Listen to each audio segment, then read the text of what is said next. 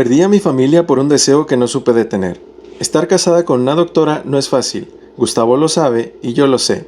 Durante años nos acomodamos como pudimos a los cambios de turno, a los dobles turnos y a las rotaciones que me tocaban a mí, y a los malabares que él hacía en casa para que todo siguiera su curso. Entre nosotros siempre existió esa broma incómoda, o quizá no tan broma, sobre los rumores de que mi profesión era de las más infieles. Lo hablamos más de una vez, y a falta de certezas hicimos pactos.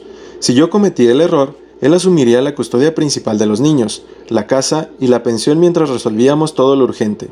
Sonaba frío, pero era una forma de decirnos que no queríamos vivir con la duda, y que si un día fallábamos ya sabríamos qué hacer. Han pasado 17 años desde que vivimos juntos, y aunque por fuera parecemos la misma familia de siempre, por dentro las cosas cambiaron. No podría situar el día exacto en que empezó a moverse el suelo bajo mis pies. Tal vez fue una suma de pequeñas renuncias, madrugadas interminables, la cabeza ocupada por pacientes, informes y tareas que nunca se acaban. Llegaba a casa rendida con la sensación de que mi cuerpo todavía estaba en el hospital. Hubo momentos en los que hice el esfuerzo de estar presente para Gustavo, sobre todo los fines de semana en los que descansaba mejor, pero el cansancio me hacía perder la paciencia y el deseo. Me dolía admitirlo incluso ante mí, la intimidad se fue apagando como una lámpara a la que no le cambia el foco por pura inercia. En medio de este desgaste apareció Lucas, un interino alemán, alto y rubio, con un acento que a todos nos sorprendía cuando lo escuchábamos en la guardia. Lo tuve bajo supervisión apenas unas semanas y ya había algo en su manera de mirarme que me descolocaba. Al principio me incomodó. Le desviaba los turnos, lo mandaba a otras áreas para no cruzarlo y me escondía en la rutina, como si el protocolo de derivar a un interno fuese también una forma de derivar mis propias emociones. Pero su presencia y su forma de caminar con seguridad por los pasillos, su atención a mis indicaciones y la delicadeza con la que hablaba con los pacientes empezaron a quedarse dentro de mí más de lo que yo quería reconocer. Daniela, mi amiga y colega de otra especialidad, fue gasolina sobre la brasa. Ella tiene una manera desenfadada de ver la vida que a mí me asusta y a la vez me atrae. Con la misma naturalidad con la que cambia de guardia, cambia de aventuras. Me las cuenta como capítulos, con un orden, con nombres en clave, con desenlaces que siempre la favorecen. No te compliques, me dijo una tarde mientras tomábamos un café aguado de máquina. Si te gusta, vívelo. Nadie se muere por una historia que te recuerde que estás viva. Asentí sin asentir, porque todavía me pesaba demasiado la palabra compromiso, y porque Gustavo y nuestros hijos estaban al final del pasillo de todas mis decisiones, aunque últimamente yo caminara por ese pasillo mirando al piso. Empecé a fantasear con que Lucas se me acercaba a decirme algo más que doctora, a confesarme que también me pensaba en horarios imprudentes. Esos pensamientos que al principio me asustaban, se fueron convirtiendo en un refugio silencioso, una habitación privada adentro de mi cabeza donde nadie más entraba. Me daba miedo lo rápido que encendía el pulso cuando lo encontraba de improviso en la sala de descanso, o cuando nuestras manos se rozaban al revisar un expediente. Algunas veces me sorprendía a mí misma buscándolo con la mirada, calculando sus rutas, acercando mi propio trabajo al suyo para tenerlo cerca sin decirlo, y otras tantas me obligaba a empujarlo lejos, como si con eso también pudiera empujarlo lejos de la culpa. En casa, Gustavo seguía siendo el hombre que siempre había sido, dispuesto, presente y paciente, pero yo, que lo conocía tanto, empecé a notar en él señales de alerta, silencios más largos cuando yo llegaba tarde, preguntas cortas que escondían preguntas más hondas, un cansancio distinto en su mirada cuando intentaba acercarse y yo me apartaba con una excusa. Javier, nuestro hijo mayor, iba y venía con su energía de adolescente. Mi hija más pequeña buscaba mi atención con dibujos y tareas, que yo a veces miraba con ternura y otras con prisa. La escena familiar estaba ahí, intacta en su forma, pero yo ya no sabía cómo entrar en ella sin sentirme una visitante. Los fines de semana intentaba recomponer, cocinaba algo, me sentaba con Gustavo a ver una película, preguntaba por la escuela, por los partidos, por las pequeñas cosas que hacen un hogar. Intentaba encender el deseo como quien sopla una brasa fría. A veces funcionaba, 2 veces por semana nos decía la costumbre, pero en mi cabeza la aritmética del cuerpo ya no salía. Empecé a notar con crueldad cosas que antes no veía. La barriga de Gustavo, su barba que me raspaba, su respiración cargada cuando me abrazaba por la espalda. Sentía vergüenza de mí por fijarme en detalles así, como si mi falta estuviera buscando un pretexto en el espejo ajeno. Y sin embargo, el cuerpo no miente. Yo estaba lejos. Pensé muchas veces en pedir ayuda, terapia, una pausa, una conversación larga con Gustavo para decirle que algo dentro de mí se estaba desordenando y que necesitaba de su mano. Pero cada vez me acercaba a esa idea, me topaba con un miedo infantil. Si lo digo, lo hago real. Así que callé, guardé las palabras en el mismo lugar donde guardaba las fantasías con Lucas y me dediqué a resistir. Me repetía que se trataba de una frase, que el cansancio pasaría, que todo volvería a su cauce, pero cada guardia con Lucas, cada turno compartido y cada coincidencia en la salida de descanso era una grieta más en la represa. En el hospital, nuestras rutas empezaron a cruzarse con una naturalidad sospechosa. Coincidíamos en los pasillos como si alguien hubiese dibujado las líneas para que así fuera. Yo sabía que debía evitar quedarme a solas con él y lo intenté. A veces me salía una indicación seca, una salida rápida, el ruido de un teléfono que suena en el momento justo. Otras, la sala de descanso se quedaba demasiado quieta, el reloj avanzaba despacio y esa quietud era un llamado. Él me miraba como si hubiera algo en mí que entendiera de sobra, y yo sentía que una parte mía, la que nunca tuvo tiempo, la que se acostumbró a postergarse, quería decirse a todo lo que él todavía no decía. Daniela, por supuesto, lo notó antes que nadie. «Te cambia la cara cuando pasa», me soltó una noche sin rodeos. Me reí, hice un gesto de negación que ni yo misma creí y le pedí que no insistiera. «Solo te voy a decir algo», continuó, con esa ligereza que a veces parece sabiduría y a veces irresponsabilidad. «Si vas a hacerlo, no te enamores, disfruta ya. 2 vidas ordenadas son más fáciles de llevar que una sola hecha pedazos». La odié un poco por lo simple que lo hacía sonar y la envidié por lo fácil que parecía para ella. En paralelo, intenté reavivar lo nuestro con Gustavo y también poner en palabras mi cansancio. Hubo noches en que me vencí a mí misma, busqué su mano, me acerqué a su cuerpo queriendo que el mío respondiera con la memoria de otros tiempos. Lo vi contento, aliviado, agradecido incluso por esos gestos míos que antes eran naturales, y sentí un remordimiento punzante, como si cada caricia fuese una promesa que no estaba segura de poder cumplir. Me odié por eso, por quererlo bien y querer a otro con la misma fuerza, por pensar en Lucas mientras me quedaba dormida al lado de mi esposo. Empecé a organizar mi jornada con una precisión tramposa. Me decía que era por eficacia, por el bien del servicio. En realidad, estaba moviendo piezas para acercarme y a la vez protegerme. Separaba a Lucas de los casos donde yo sabía que iba a necesitar concentración total. Lo acercaba a otros en los que podía verlo sin verlo. Si lo tenía demasiado encima, me faltaba el aire. Si lo alejaba demasiado, me faltaba él. Era como sostener un hilo tenso entre 2 manos. Cualquier movimiento brusco podía cortarlo. En casa, el clima se volvió más denso. Gustavo notaba mis ausencias aunque yo estuviera físicamente ahí. La cena se llenó de pequeños silencios, de preguntas que respondía con monosílabos, de miradas que yo esquivaba con el teléfono. Cuando me llamaba mi amor, me costaba responderle con ese mismo nombre. Sentía que la palabra se había vuelto pesada, como si ya no me perteneciera. Y cuando me arrancaba de la boca, me invadía un arrepentimiento tan grande que terminaba callando el resto de la noche. Javier empezaba a probar sus límites, peleas tontas, exámenes, amistades nuevas, y yo tenía la cabeza en otra parte. Mi hija venía con sus historias pequeñas y yo a veces las escuchaba como quien oye llover detrás de una ventana cerrada. Quise creer que aún estaba a tiempo de retroceder. Hubo días en los que me propuse ignorar a Lucas, hablar lo justo, tratarlo con esa cortesía distante con la que uno protege el borde de un precipicio. Me duró poco.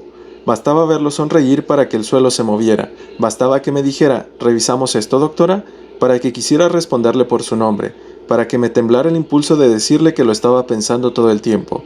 Me asusté de mí, de lo capaz que era de justificar mis pensamientos, de lo fácil que me resultaba imaginar un mundo donde hubiera espacio para lo que deseaba y para lo que debía. Una tarde, después de una guardia especialmente pesada, me quedé sola unos minutos en la sala de descanso. Apoyé la frente en la mesa y respiré hondo, como si el aire del hospital pudiera ordenar todo lo que el corazón no entendía. Pensé en Gustavo, en la primera vez que nos miramos de verdad, en todo lo que él hizo para que yo terminara mis estudios. Pensé en nuestros hijos, en la casa, en las fotos en la repisa, y pensé en Lucas, en su manera de escuchar, en la forma en que mi nombre se volvía distinto cuando imaginaba que salía de su boca. Me juré que no iba a cruzar ninguna línea, que todo quedaría en mi cabeza, un secreto vergonzoso que se apagaría con el tiempo. Entonces se abrió una puerta. Él apareció con un expediente en la mano y me preguntó si podía sentarse. Dije que sí, sin mirarlo demasiado. Comentamos 2 cosas obvias sobre el caso de la mañana. Me agradeció la guía con una seriedad que no le había visto. En ese simple gracias, en el tono exacto con el que lo dijo, sentí que la represa se resquebrajaba un poco más. Esa noche volví a casa más cansada de lo normal, como si hubiese corrido una distancia larga sin moverme del sitio. Gustavo intentó hablar de la semana, de organizar un domingo en familia. Le dije que sí a todo con una docilidad que no me reconocí, una obediencia que era, en el fondo, un intento desesperado por agarrarme a algo. Fui a dormir con la sensación de estar habilitando dos vidas que empezaban a empujarse mutuamente. Me gustaría decir que ahí reaccioné, que pedí ayuda, que encendí todas las alarmas, pero no lo hice. Guardé silencio, apreté los dientes y me prometí una promesa que ya sonaba hueca. Al día siguiente pondría distancia de verdad entre Lucas y yo, que lo asignaría lejos, que me prohibiría a mí misma buscar su mirada, que volvería a besar a Gustavo con ganas y no con culpa. Me dormí repitiéndolo, como un rezo cansado, mientras el sueño me llevaba justo a donde no quería ir, a imaginar qué pasaría si, en vez de huir, yo dejara de serlo. Han pasado 8 días desde que escribí estas primeras palabras en mi cabeza y la verdad es que nada mejoró. Al contrario, siento que todo se fue desmoronando un poco más. Gustavo lo nota, su forma de mirarme cambió. No es que me interrogue directamente, pero sus silencios, sus gestos, la manera en que me observa cuando llego tarde o me encierro en la ducha más de lo normal, me dicen que percibe que algo no está bien. Yo tampoco me reconozco. Antes me salía natural llamarlo mi amor, decirle te amo, cuando colgaba el teléfono o cuando se despedía por la mañana. Ahora esas palabras me pesan tanto que se me traban en la garganta. Cuando las esfuerzo, me invade un sentimiento de falsedad que me hace odiarme, y entonces callo, me vuelvo distante y él lo siente. La intimidad se volvió una rutina amarga. Antes, al menos 2 veces por semana nos buscábamos, había deseo, conexión, ahora apenas una, y esa una se siente como un trámite. No es que Gustavo haya cambiado, él se entrega igual, me acaricia con paciencia, procura mi placer como siempre lo hizo, pero yo ya no estoy ahí.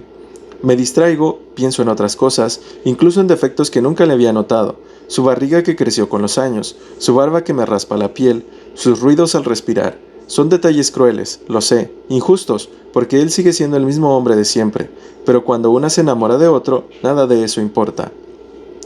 Y yo me enamoré de Lucas. Me duele hasta escribirlo, porque significa aceptar que me está pasando.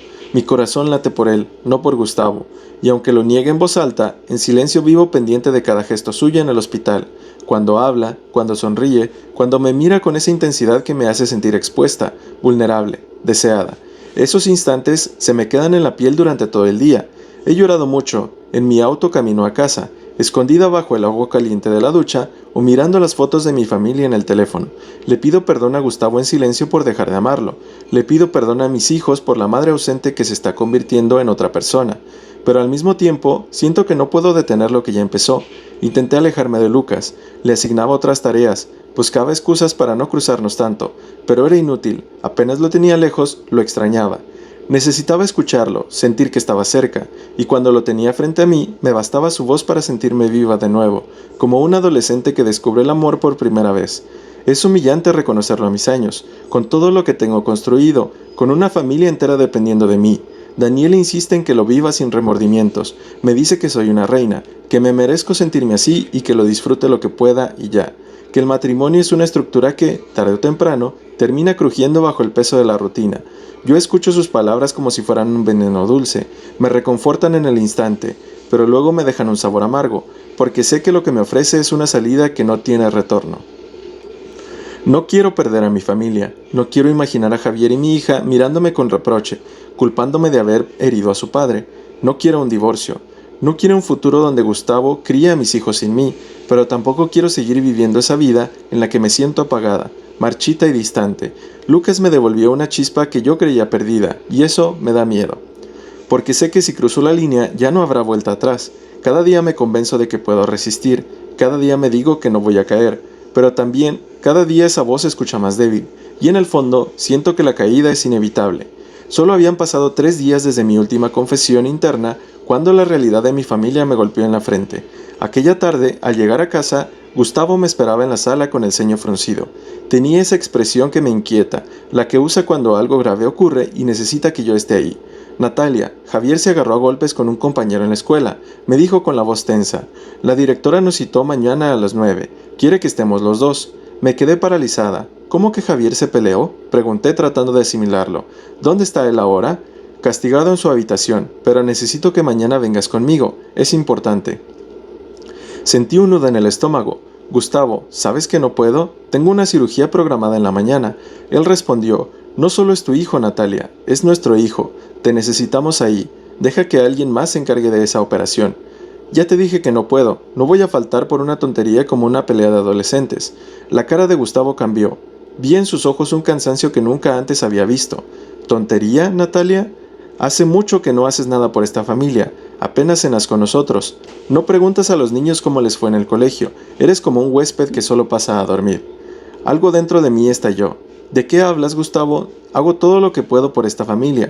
¿Qué más quieres de mí? Él levantó la voz por primera vez en mucho tiempo. Que hagas tu papel de madre, carajo. Tu hijo te necesita, tu hija te necesita, yo te necesito, pero parece que no te importamos. Su reproche me atravesó como un cuchillo. No supe qué responder. La rabia, la culpa y la impotencia se mezclaron, y lo único que hice fue agarrar mi cartera y salir de la casa. Natalia, ¿a dónde vas? Te necesitamos aquí, gritó detrás de mí. No respondí. Subí al auto y conduje sin rumbo, con el corazón acelerado y las lágrimas empañando mis ojos. Después de una hora dando vueltas, terminé frente a un hotel. Entré, pedí una habitación y una botella de champán. Mientras bebía, los reclamos de Gustavo se repetían en mi cabeza, que no estaba presente, que ya no era madre, que había dejado de ser esposa. Lejos de reaccionar, lo único que hice fue pensar en Lucas. Su imagen se coló en cada rincón de la habitación, su sonrisa, su voz, su mirada. La botella se vació rápido y pedí otra. En un arranque que no quise detener, marqué su número. Cuando atendió, le dije, «Estoy en un hotel, ven conmigo». No tardó en llegar. Apenas abrió la puerta, lo besé con una desesperación que me sorprendió. Lo deseaba como si hubiera estado esperando toda mi vida por ese instante. Nos entregamos sin medida, sin pensar, como si el mundo se redujera a esas 4 paredes. Fue intenso, arrebatado, como la primera vez que me enamoré de Gustavo muchos años atrás. En la madrugada, con el cuerpo agotado y la cabeza retumbando, me desperté junto a Lucas. Sentí el golpe de la culpa de inmediato. Tenía el teléfono lleno de llamadas de Gustavo y mensajes de Daniela. Mi primera reacción fue cubrirme la cara con las manos y llorar. Llamé a Daniela para que me ayudara a encubrirme. Le pedí que si Gustavo la contactaba, dijera que me había quedado en su casa. Ella accedió con naturalidad, como si no fuera la primera vez que ayudaba a alguien en lo mismo. Mandé un audio corto a Gustavo y le dije, «Hola amor, me quedé en casa de Daniela. Ya voy al trabajo, lo siento, hablamos en la noche, te amo». Él respondió enseguida, «Está bien, Natalia. Yo también lo siento, te amo». El golpe de vergüenza que sentí en ese instante fue insoportable. Allí estaba yo, mintiéndole al hombre que me dio todo, que se sacrificó por mis estudios, que me esperó tantas noches, y sin embargo, cuando Lucas me abrazó por la cintura y me dijo, «Buenos días, amor», sentí que todo mi arrepentimiento se borraba por un instante. Ese fue el verdadero comienzo de mi doble vida. Daniela, con su experiencia, me dio instrucciones como si fueran reglas de supervivencia. No cambiar bruscamente de ropa, no usar perfumes nuevos, no criticar a Gustavo, no dejar de tener intimidad con él, mantener la rutina con los niños. Si cambias algo, se dará cuenta, me advirtió. Y lo más importante, no te enamores de Lucas. Recuerda que es solo una aventura. Pero ya era tarde, yo ya estaba enamorada. Y con cada día que pasaba, me convencía más de que estaba cruzando una línea de la que nunca podría regresar. Los primeros 15 días de esta nueva vida fueron un torbellino. En casa me esforzaba por aparentar normalidad. Cenaba con los niños, escuchaba a Gustavo y buscaba sus caricias para que no sospechara. Pero dentro de mí todo era mentira. Aceptar mi culpa se volvió más fácil porque sabía que, al día siguiente, Lucas estaría ahí para devolverme la pasión que creía extinguida. Era como sostener 2 mundos paralelos con las manos, fingiendo equilibrio, aunque ya sentía que alguno iba a derrumbarse. Con el paso de los meses, el desgaste se hizo evidente. La doble vida me consumía de la mente y el cuerpo. Quería tranquilidad en casa, pero mis reacciones se volvieron ásperas. Cualquier problema doméstico me irritaba, cualquier reclamo de Gustavo o berrinche de los niños me pesaba como una carga insoportable. Solo pensaba en salir corriendo hacia Lucas. Las vacaciones fueron el quiebre. Pedí un mes, convencida de que iba a descansar y ordenar mis pensamientos, pero fue todo lo contrario. Me descubrí insoportable en casa. Gustavo se esforzaba por organizar salidas en familia y yo inventaba excusas. Mis hijos intentaban acercarse y yo no lograba prestarles atención. Pasaba los días contando las horas para ver a Lucas. Cuando él descansaba, nos pasábamos el día juntos. Cuando no, me escabullía 3 veces por semana a su departamento, usando a Daniela como coartada, hasta que cometí el error que destrozó todo. Una mañana, convencida de que tenía la casa para mí sola, llamé a Lucas para que viniera a buscarme. Gustavo estaba en el trabajo y los niños en la escuela. Entramos a la habitación y nos entregamos como siempre, sin medir el riesgo. La ropa quedó desparramada en el suelo, las cortinas corridas, la cama hecha un desastre. Lo último que imaginé es que Gustavo había planeado una sorpresa. Sacó a los niños del colegio para llevarnos a un viaje en familia. Cuando llegaron, encontraron la puerta abierta, las luces encendidas y la ropa tirada en la escalera. Pensaron que habían entrado ladrones. Gustavo subió con Javier, que llevaba un bate de béisbol en la mano.